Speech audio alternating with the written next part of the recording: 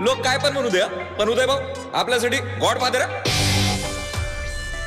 लहानपणी शाळेत नाटकात शिवाजीची नाही, वतनावर पाणी सोडणाऱ्या कान्होजी जेधींची भूमिका करायची.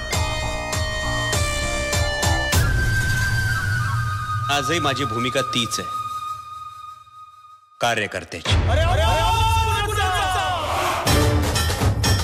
अहो, कार्यकर्ता म्हणजे ऑक्सिजन, ज्याच्यामुळं समाज जिवंत राहतो. आता चहा एकाच कपात प्रेमानं प्यायचा की चहा पिऊन नंतर प्रेमात कपात करायची? पक्षापेक्षा कार्यकर्ता मोठा झाला की असं असतं. वॉश आउट करा त्याला, वॉश आउट करून टाका. वाघाचे डोळे आहेत आमचे.